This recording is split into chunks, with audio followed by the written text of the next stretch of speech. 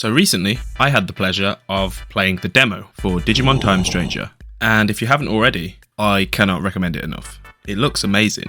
I mean, just look at this.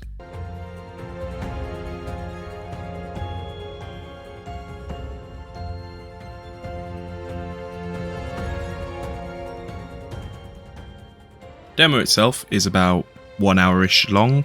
If you go relatively quickly, took me about 1 hour and 15 I think, and pretty much takes you through the first mission or so and sets up the story really nicely. And so today, I will be talking through my playthrough, my experience. So bear in mind this is a demo, however, if you want to go in blind, this is your spoiler warning I guess. It's not really spoilers, but I know personally I wanted to go in blind. However, if you just want to see what the gameplay's like and can't be bothered for some reason to play through it, this video's for you.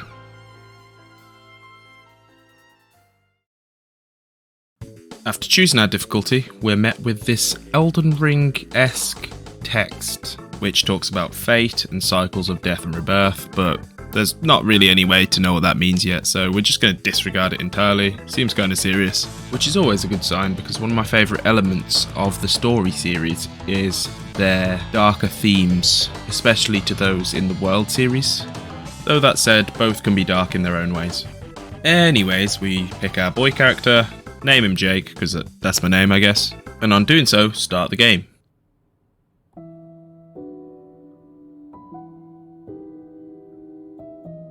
Take your seat and wait for the show to start.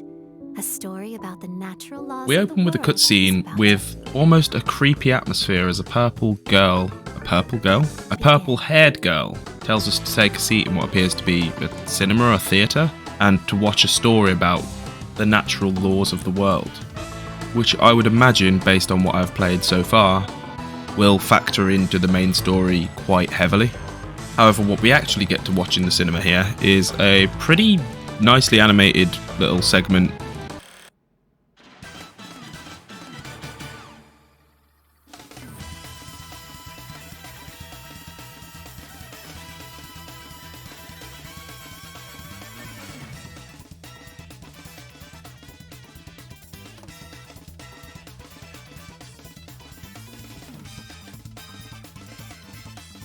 Turns out this is an anime within the game itself that is almost based on us, or at least the organisation that we're a part of. That being Adamas, or Adamas? It's an acronym, so I'm not actually sure how we're meant to say it. Also, I don't know what it stands for yet.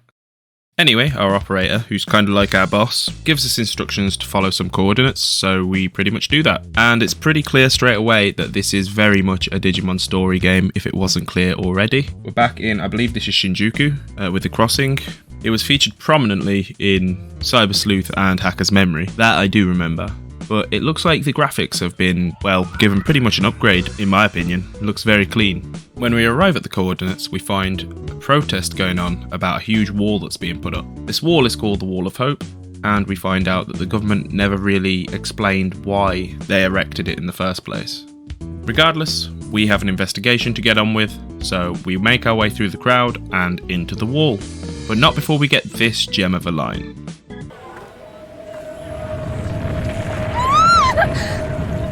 Are you alright? Like, it's not a major criticism or a big deal, but when I heard that, it just reminded me of Resident Evil on the PS1. Oh, Barry! That was too close. You were almost a Jill sandwich. Which isn't really funny on its own, but considering how good the voice acting has been up until this point, that really caught me off guard and made me laugh. Our operator essentially then directs us into the wall because that's where they believe the anomaly to be. And we know what anomaly means, it's code for Digimon. So on we go. Because frankly it's been about 10 minutes so far, and while that doesn't sound like a lot, TikTok has fried my brain to the point where I have no attention span and I've not seen a Digimon yet, so I need to get in there. When inside, our operator tells us that we're getting an additional mission because there's a person nearby who has requested our help, who's already been approved by our Digivice, which is apparently mysterious. Soon after this, we're faced with 3 Digimon who apparently aren't very friendly, so finally we get our choice between our 3 Digimon to start off with. Now, personally this was quite a difficult choice because I like all 3 of these, but I ended up going with Gomamon. mostly because he has marching fishes, which I've loved ever since Adventure 01, considering he can kind of just inexplicably summon fish out of nowhere, but also because he's a cute little guy. Soon after, we get into our first battle, and we summon our Digimon by shooting him out of a freaking gun, which I gotta say is pretty cool. This guy might have the coolest Digivice to date.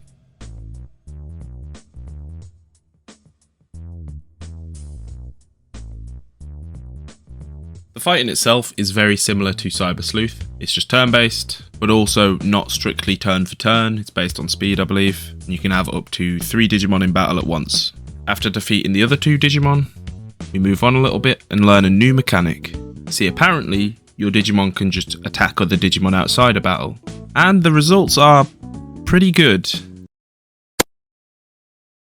So anyway, we carry on up the abandoned train station, obviously, and find ourselves blocked off by a bit of rubble. Turns out our Digimon can hit that too, which clears the path for us. There! Moving a little forward, we find out that all the noise we just made attracted a friend, and oh my god, why is he chasing us? Genuinely, I didn't even realise I was meant to be running away here.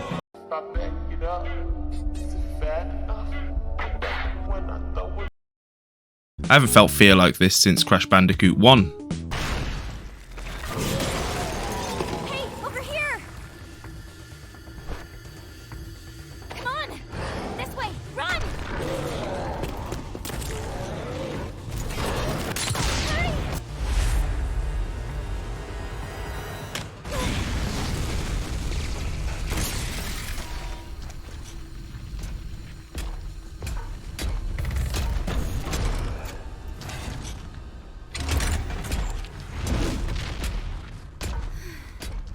Hurry! Okay.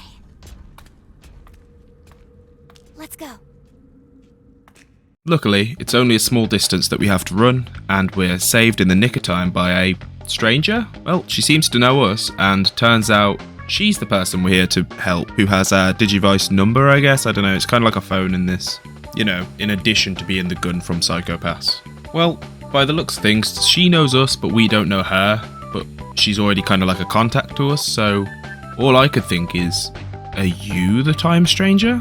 Because of all the mystery, our operator tells us to keep an eye on her essentially, while also looking out for anomalies. We crack open the door ahead of us, and the girl tells us that we need to head to the roof, because that's where a fight's meant to happen or something, and she makes it sound very important.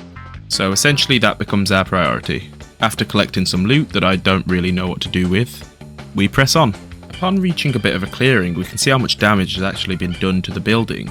And oh shit, yep, don't really think that my rookie can deal with that.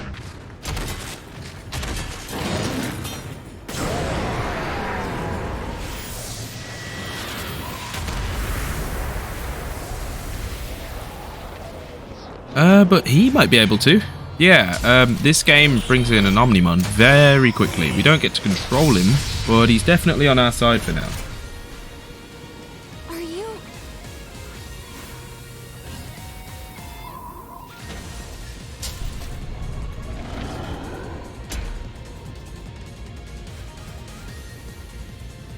And this is our first boss fight, as demonstrated by the health bar. Now, personally, I thought it was a bit crazy to throw in an ultimate Digimon this soon after we've just gotten our Digimon.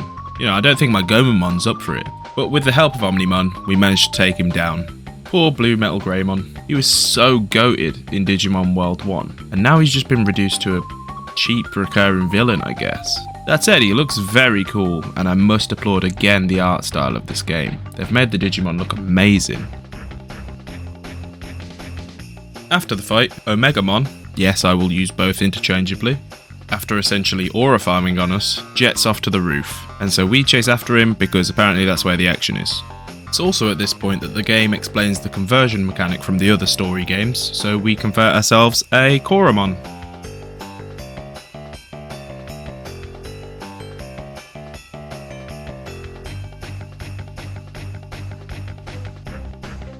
Feeling confident now that we've defeated an ultimate already, we move forward, ready to take on anything. Is that a goddamn Mega? After converting a Wanyamon, who looks like he's been touched by Babidi, we decide to clear out a few more of the weaker enemies in the area. Next, we convert a Kotemon, Dracomon, and Gotsumon, which is extra fun because I don't recognise Kotemon, the little kendo guy. After clearing everything else in the room, I decide that I think I'm the man and run away from the Chaos Dramon very quickly. A couple fights later, however, and we get our confidence back, though in retrospect we probably shouldn't have.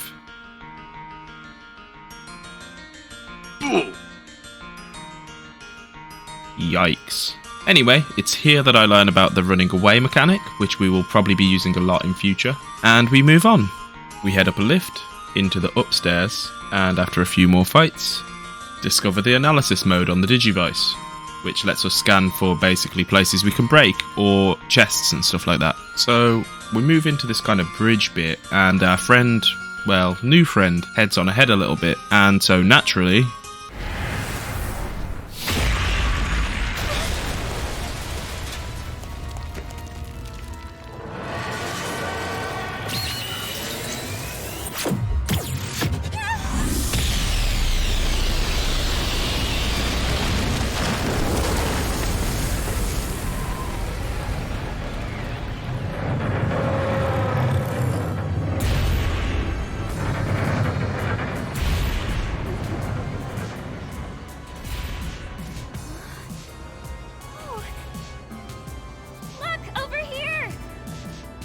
our new objective is clear. We need to find a way to cross this gap.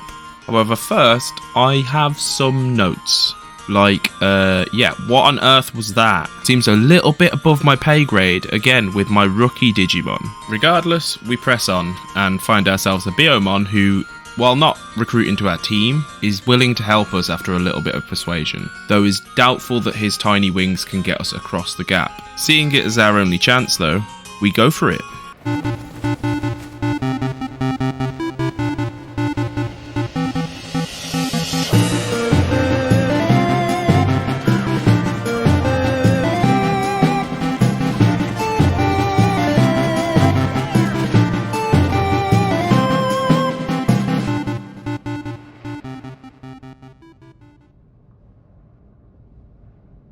Well, I suppose at least we're on the right side now. The Biomon says that he's tired and so stays behind, leaving us, as usual, to move forward alone. Next we evolve Koromon, giving us an Agumon, i.e. my favourite, which, gotta say, feels pretty good. It's nice that he's kind of always available close to the start of these games. We get in a few more fights heading up through the building, and let me tell you, these Kurisarimon are not pushovers by any means. They do some decent damage. This one even turned my Agumon into sprite art, which will never not be funny, to be honest. When we finally reach the roof, we can see above us a lot of stronger Digimon fighting, and naturally, a Kawagamon-able Digimon comes down to fight us, which is our second boss of the game. Another Digimon who gets a bad rap. I mean, like, he's been a villain since day one. Jokes aside, this boss fight is no joke. I mean, don't get me wrong, it wasn't incredibly challenging, but I could see if you built your team slightly differently, it could pose a little bit of a threat, or even if you were on a harder difficulty. This Kawagamon was absolutely destroying my Data Digimon. Luckily I had 2 vaccines on my team, and we made short work of him. Only to then be faced with, oh look, horrors beyond my comprehension. Lovely.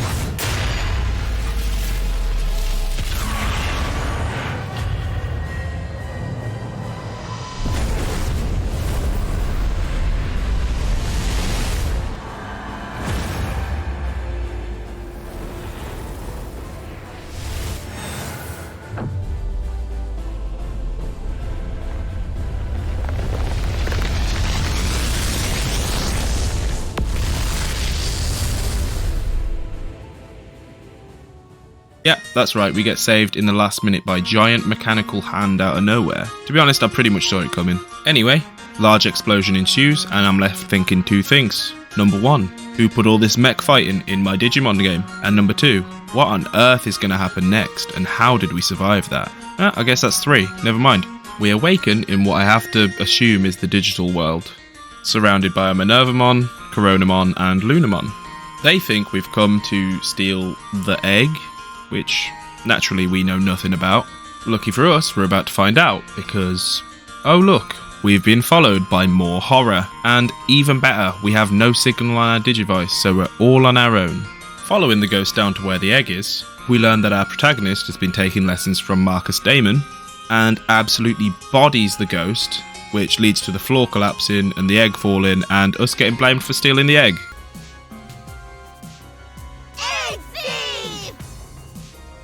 The screen flashes white, and we're introduced to Calm Boy, Arrogant Girl, and Sleepy Girl, which obviously aren't their names, but I'm sure will play key roles in the story beyond the demo. They once again mention a conflict over the natural laws of this world, which seems to be a theme at the very least. But again, we'll know more when the game actually comes out. After this, our character wakes up in what appears to be the human world again, which is probably for the best, because we still have no signal on our Digivice. After seeing a man with glasses run away from a group of agents who he appears to know, we decide to go help him look for his daughter, and after a short cutscene, that's pretty much where the demo ends.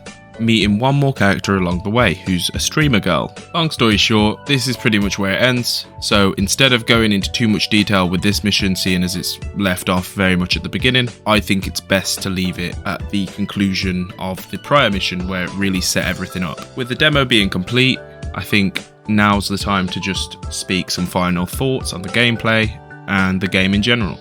So, the $1 million question, what did I think? Honestly, I'm really hyped. The game looks really good. The gameplay seems like a straight up improvement on Cyber Sleuth, a bit more interactive in the world, and the combat, while mostly the same, also has the whole outside of combat feature, which I understand kind of makes no sense when I say out of combat, but if you watch the video, you know what I mean.